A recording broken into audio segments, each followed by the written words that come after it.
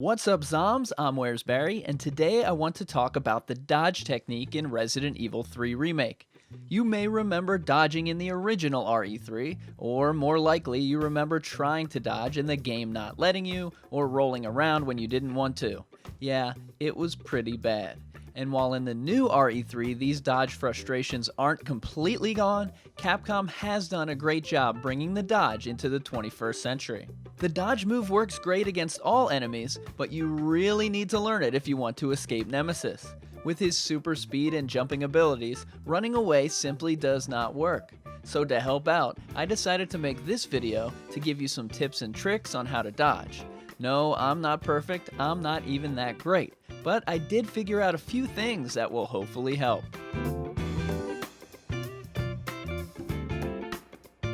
Before we get started, some quick notes. Dodge is R1, right bumper, or spacebar.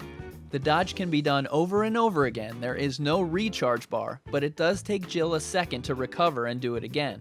And the dodge is a timing thing, so while you can mash buttons to do it in an emergency, getting the timing down is going to be key. Alright, let's get started. I broke the dodge technique down into 5 categories.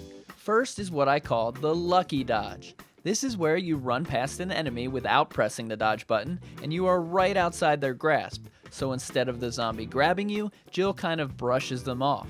This was also found in the RE2 remake. It is less of a dodge and more of a random/lucky event, but you do avoid damage. Second, we have the RE2 REmake Dodge, which does not require a button press. You should know how to do it after playing RE2. Basically, you run towards a zombie and make them lunge at you, but you turn around at the exact right moment and the lunge misses and you flip around and slip by. It's still very useful in RE3. Next, we have the basic dodge. You simply press the dodge button, and whichever direction you're pressing, Jill will fall forward, jump backwards, or sidestep. You can do this when there's no enemies around. This dodge is best when you have gotten past the zombie, and you need that little extra space and boost so he doesn't get you from behind. You'll also notice you perform this dodge by accident at times when you try a perfect dodge, but you press it too early. If you are running, Jill will stumble forward, and if you are standing still, she might jump back or sidestep. Next, we have the dodge you really want to learn. It's called the perfect dodge. When you perform it right, the screen whooshes white and slows down, and Jill rolls or avoids attacks. To do this, you want to press the dodge button right before the enemy attacks. You can be moving, standing still, or brandishing a weapon. The key is the timing, and it does take some practice. Especially when you realize each enemy has a different timed attack, and each type of enemy is different. The most satisfying way to utilize this is to just run, cut a little to the left or right of a zombie, and press dodge at the right time, so you roll by, pop back up, and just keep on running to make the game go along quicker. But you'll also find you end up using this when you let enemies get too close by accident, or if you get trapped in a corner and you have to use it as an emergency dodge. Finally, we have a continuation of the perfect dodge called the Perfect Counterattack. To perform this, when you do a perfect dodge and you see it happening, hold the aiming trigger, and when Jill pops up, she will attack with whatever weapon is equipped, even the knife, if you press the fire button. This puts the game in slow-mo action mode, and you can get multiple hits off before the enemy gets back to normal speed. Plus, as a bonus, your gun starts aiming in the right direction, and it makes it really easy to hit headshots. And I think, but I'm not sure, it does more critical damage.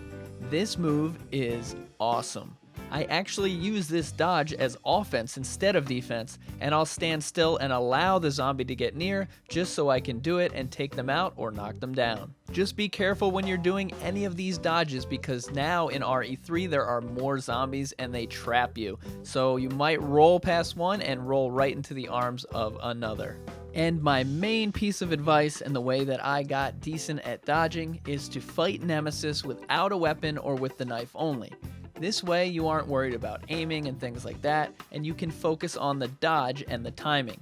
You can even stand still and just press the dodge button over and over and still dodge Nemesis. After you start getting 3, 5, 7 dodges in a row, bring out the weapons and start going to town, throwing in your dodges in between. Also to note is something called emergency escape, because even if you master the dodge, you're gonna end up missing it. This comes from the original when you basically mashed buttons to break free of a zombie or to get up off the ground. In RE3 Remake, it is replaced by a specific button to mash that pops up on the screen. If you do the quick time event before getting bitten, it supposedly does less damage, but you do still always get hit. And here's a pro tip. You can go into the options menu and change this to hold, and then you don't have to mash the button, just press it and hold it.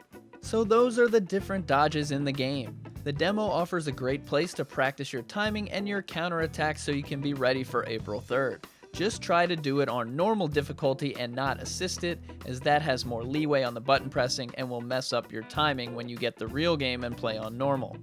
Overall, I love the addition of the dodge, and I don't know how I'll go back and play RE2 without it. I do still get super frustrated at times and blame the controller and the game when I try to dodge and fail and get bitten.